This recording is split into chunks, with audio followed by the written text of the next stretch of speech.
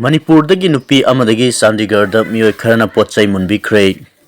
Manipurdagi naha oiriba nupi ama Chandigargi Danas Lake tha asigi amagi ayuk anganba pung ani makhairom tabada mahaki mamanaba amaga chatminaringaida bike tongduna lakpa masak khangdu miyoi mari mangana makoibu assault tawrambaga loinana masada yawba potchai kaya munbikre haina agency gi paw amana phongdorokli. Manipurdagi nupi asi mahaka chatminariba mamanaba aduga Chandigarda makoi ani thabak tawduna leibani.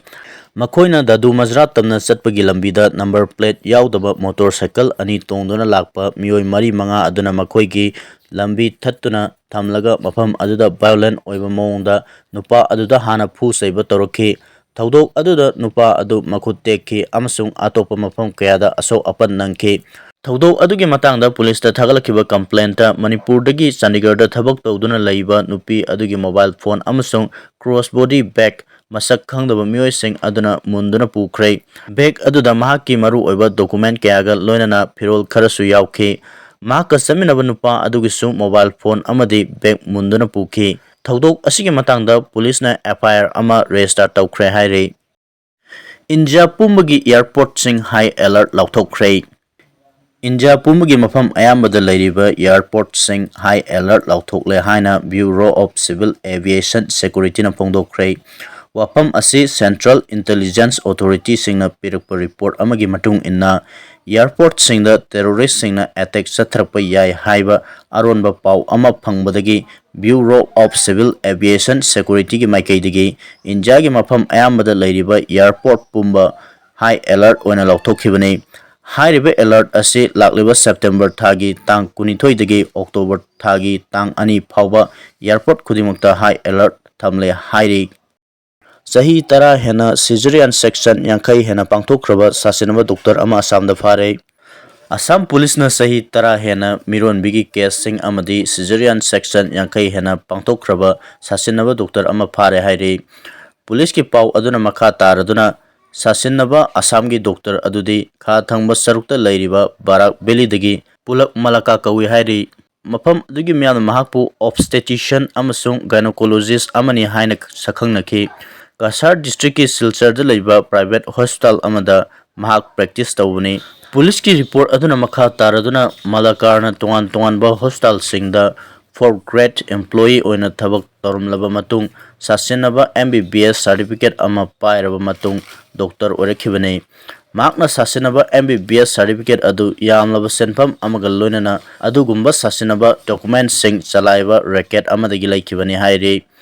Maral lairaba miyoi adu numit ninigi mamangda phakibani. Loinana mahak local court amada puthoktuna numit taruknigi oiba police remand lauthakre haina senior superintendent of police Numal Mahatana phongdorakli. Mahaki mathakta Silchargi Sadar police station yi makhada case ama BNS ki tongan ba section yi makhada register tawkhre haire. Uttarakhand nong kana subadagi isau thoktuna miyoi mari laikhidrei miyoi kayagi leifam lehendrei. Ngarang Uttarakhand akanba mawngda nong subadagi state asigi Uttarkashigi Haste region gi Dalari khungangda phawduna cheliba Khir Ganga Turel gi sing imai khanghaudana wangkhalaktuna isau thokpadagi yum kai kaya ningkhaibada nattana amang ata kaya chauna thoktuna miyoi sa kaya leifam chafam khangandre haire. Isau asina maram oiduna miyoi mari sikhrei miyoi kaya hujik thiba khangdana leiri haire. District Administration ki maikaidagi emergency operation chathaduna mi kanbagi thabak SDRF, NDRF, military amadi navy ki kangmuna mi kanbagi akanba thabak paikhatkrai. Loinana isau aduna maram oiduna building hostel amadi yum kayasu ningkhaikhre hairi. State asigi chief minister Puskar Singha Damina helicopter da isau na soalaba mafam sing nongthaktagi koina yengchankhrai. Isau asina maram oiduna Dr. Singh suti lawba thingkhrai. Mi kanbagi thabakta Mi-17 helicopter na singba sinnakhrai. Isau asina maram oiduna miyoi mari sikhiba amadi miyoi kaya leifam safam khangandaba asida Bharat ki President Prime Minister Union Home Minister na singbana awaba phongdokkhrai. Loinana isau na awaba nanglaba miyoi singidamakta laukatpa yaba thabak sing laukatnabasu Prime Minister gi maikaidagi mari leinaba authority singda khangankhrai haire. Kuki sina lekham pokpi naga khul nauna loksanaba honarpadagi umkhatnakhrai. Senapati district ki manung saliba lekham pokpi naga khul ase Kuki group singna makhoi gi pari puri gi oiba lamni haina claim taunaba honarapodagi sauna ungkhatnare Kuki singna satharaklibba thawong asi sak Lekhampokpi village authority gi maikaidagi yamna kanna yaningdaba phongdokkhrai village authority asigi maikaidagi hairibana Lekhampokpi hairiba khul asi 1962 gi January 15 da thokiba gazette masagi boundary leijaba khul ama oina sakhang khibani masigi mathakta 1955 amasung 1965 ki marakta khul asigi boundary sing asi lengakna thokiba gazette notification aduda yawriba boundary sing adu confirm tawre haibagi judicial order kaya thokhrabani adumapu British colonial rule gi matamda British ki MC Kulok kobo officer amana mafam adugi singi saruk singda puraktuna khunda halakhiba Kuki migrants sing aduna lam adu makoigini haina claim tarukpadagi unkhanaba kaya adu thorokhibani hairaduna Kuki singna lengakna thokhiba gazette notification amasung judicial order sing adu ikai khumnagadabani hairi MLA Syam Kumar gi yumgi sekpal eviction de yaukhrei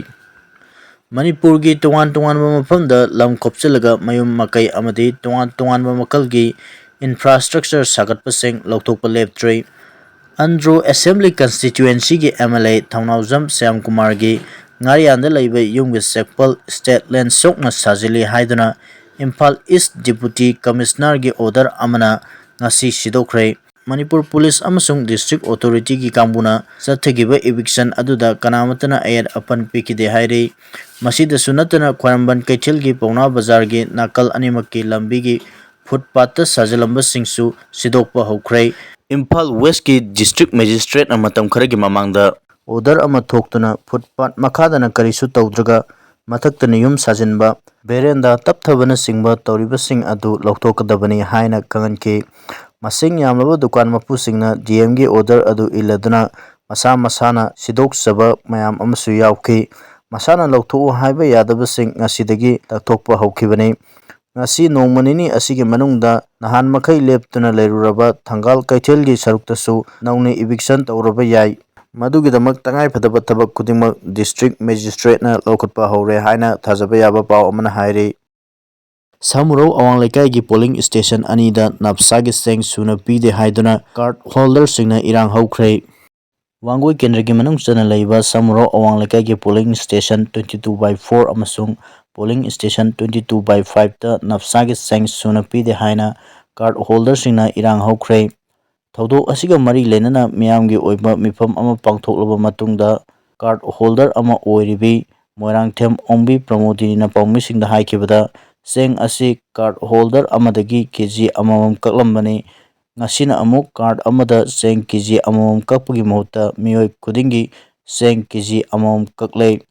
card amada member manga leibada seng kg ma kakliba asigi matangda miyamgi oiba mifam pangthoklaba matung seng yeliba miyoi aduga makha tana wari sanaduna yasinaba ama puraknaba hotnabada hawjik phawba yasinaba puraktrei seng asi card holder singda nampu sapudu yelamlei card holder singi oiba hak oibana aikogi phangmam thokpa hak adu piu haijabani adubu card holder singi phangmam thokpa seng adu piba ngamloi nakhoina tawningba tawrau mari leinaba agent sing amadi local MLA da haigesu hayu haina khangalaki haina pendana pongdokhi